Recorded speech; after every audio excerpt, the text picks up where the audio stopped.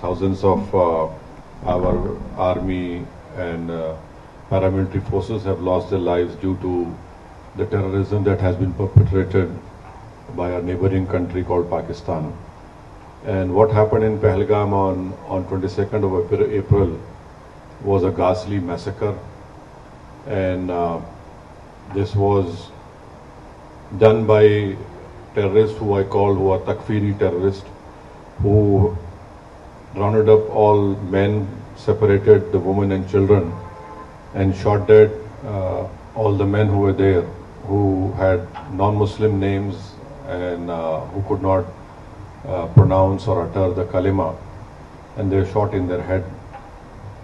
So this was the most gruesome massacre which took place in recent history in India. And as a result, subsequently, you know that my government had to reply on the 8th of May, and we had hit 9 headquarters of proscribed terrorist organizations which were proscribed by United Nations. And then subsequently, you know, the developments that took place. The Pakistani DGMO had to call the India DGMO asking for a cessation of all firing. So we want to bring to your notice that Pakistan has been indulging in this terrorism for many years, and there has been many questions that why don't you speak to them? Why don't you talk to them? Now, in recent past, when in Mumbai the famous 26/11 terrorist incident happened, wherein trained terrorists from Pakistan landed up in the financial capital of our country and started massacring people in a railway station. Then they shifted to 5-star hotels, and then they started massacring people over there. So fortunately for us, because of the bravery of the Mumbai police, one terrorist was caught alive. His name was Ajmal Kasab. The Indian legal system followed all the due process of law, and Ajmal Kasab was sentenced to death. And Ajmal Kasab revealed many things. Our agencies were capable enough to record the audio conversations which a terrorist group sitting in Pakistan were having with terrorists who were killing Indians in 5-star hotels. And those conversations, they were clearly telling them, don't lose heart, kill as many Indians as you can and you'll go to Jannah. This was the conversations that were recorded. So after 26/11, my government, headed by the then Prime Minister, Dr. Manmohan Singh, late Manmohan Singh, the Indian investigators went to Pakistan, gave them all the evidence, the DNA and everything. And even some American citizens were killed in this terrorist act. But you'll be surprised to know that nothing moved forward. Many times Indian investigators went to Pakistan, Lahore, Islamabad, but nothing moved forward. What made Pakistan move forward in this terrorist trial was when Pakistan was put in the FATF grey list, and one such meeting was held in Germany, and India wanted one Sajid Mir to be indicted. So the Pakistanis cleverly said he's dead. But the moment this important meeting was about to take place in Germany, Pakistan comes up to the committee of FATF and says, Sajid Mir is alive. So can you imagine a country which was saying he's dead, suddenly he is alive, and then the Pakistani government says that our courts have convicted him for some 5-10 years. But the main culprits of 26/11 are still scot-free.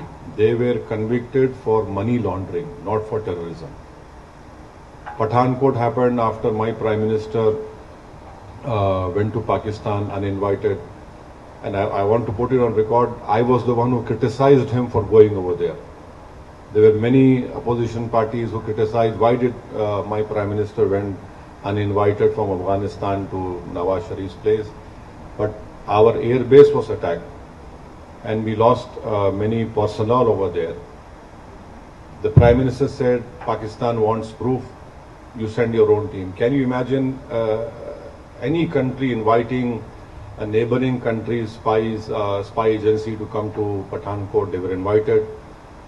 They had seen, they were given all the records, but nothing moved, nothing happened. So this talk of, oh, why don't you speak to Pakistan? Who do we speak to Pakistan? You know, we have been cooperated with them, but Pakistan had never been forthcoming. So Pakistan army, Pakistan deep state is hell-bent on destabilizing India. We don't run, as our head of delegation must have told you, India does not run any terrorist camps. India does not indulges in any terrorism in anywhere. And now Pakistan has the cheek to say all these things. So the best thing now, which the Kingdom of Saudi Arabia, the Kuwait government and the Bahraini government, we have requested them when the delegation had met that they must ensure that Pakistan must be brought back in FATF grey list. That is where we will be able to control this terror financing of all these terrorist organizations.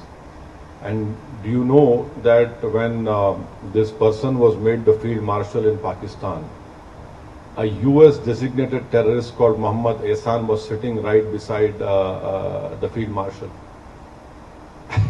So this is complete. He is a US designated terrorist called Muhammad Ehsan, and there are photographs him shaking hands with this field marshal. So there is a clear-cut evidence of Pakistan's involvement. These terrorist groups are prospering over there. They are being trained over there. And their whole task is to destabilize India, to create more Hindu-Muslim riots in India. And the most unfortunate part is that Pakistan gives out a wrong message to the Arab world and to the Muslim world that we are a Muslim country and India is not a Muslim country.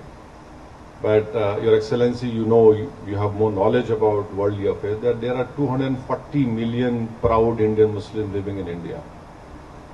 And not only that, we have our Islamic scholars are much better than any scholars in the world. They can speak the best of Arabic language. In fact, we have some famous Islamic scholars who have done great work in the Hanafi fiqh jurisprudence, and their judgments are accepted by the religious scholars of anywhere in the world. So this Pakistan's false propaganda that India is hurting us because we're a Muslim country, it is completely wrong. And in fact, Pakistan, if it stops these Takfiri terrorist groups, there will be stability in South Asia, there will be progress in South Asia. And Pakistan has put obstacles even in the SARC. India wanted a bilateral railway agreement between all the SARC countries. India wanted Bangladesh, India train, but Pakistan has always not allowed it. So we hope that our delegation, which is here on this purpose to request you to bring to your light what Pakistan has been doing in India, and this false propaganda of Pakistan that they have this great military prowess and nothing like that. What happened on the 9th? Their 9 air bases were targeted. If India had wanted, we could have completely damaged those air bases, but we wanted to show them a mirror and say that, look, we are warning you, don't do it. Don't force us to go on that path, wherein instead of creating a crater, we'll create graves for you. But 9 terrorist organizations' headquarters were targeted, and another shocking thing was this person who led the namaz-e-janaza of all those terrorists who were killed over there. The namaz-e-janaza was performed by a person who's again a designated US terrorist. And in namaz-e-janaza you have these proscribed organization members along with the Pakistani army. So this is a clear proof, and this TRF, which is a new name for LET, we had gone to the United Nations not once, 4 times, and told the United Nations Sanction Committee 1624 that This is a new name of this terrorist organization. We said this in December 23, we said this in now May 24, and unfortunately our fears had come true, and we lost 26 young people.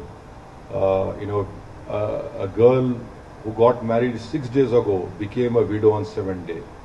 So these are all tragedies which we have been facing. So for us, this is not a matter of to do politics. Yes, when we go back, we'll be opposing BJP, we'll be opposing Nishikant Dubey tooth and nail. But here, this is a matter of security of our country, integrity of our country, and we would request the Kingdom of Saudi Arabia also that you have faced terrorist acts in May 2003 and 8 years ago at Aramco, so we hope that, and also you know very well that the Ulema Council of Saudi Arabia have given a fatwa against terrorism. In that fatwa, they have clearly stated that financing of terrorism, you are complicit in the terror act. We hope that the Kingdom of Saudi Arabia has stood with us, and we are proud of the relationship which we have with Kingdom of Saudi Arabia. There are 2.7 Indians who are living over here comfortably, and they are part of, they send around about 6% of foreign exchange to India. There are many Indian companies who are investing in India. The bilateral trade is to the tune of $49 billion. I hope it increases. We are hoping that this relationship will be more prosperous, will be strengthened. We have a strategic relationship with Kingdom of Saudi Arabia. We have done naval exercises together. We have done, our armies have done exercises together. And His Highness the Crown Prince, when he came to India in 2019, had stated that they will be investing around about $100 billion in India.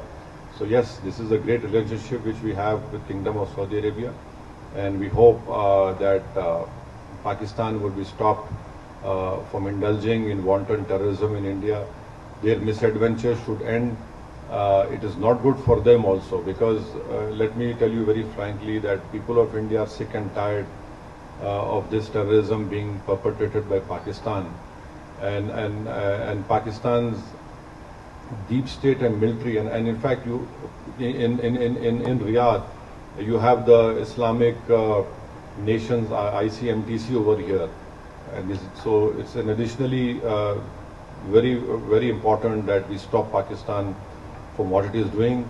We have no qualms. Let Pakistan grow, let Pakistan be prosperous, let Pakistan people's poverty be eradicated, let Pakistan children don't get polio, But unfortunately, as someone had rightly stated, that every country has an army. The Pakistani army has got a nation now.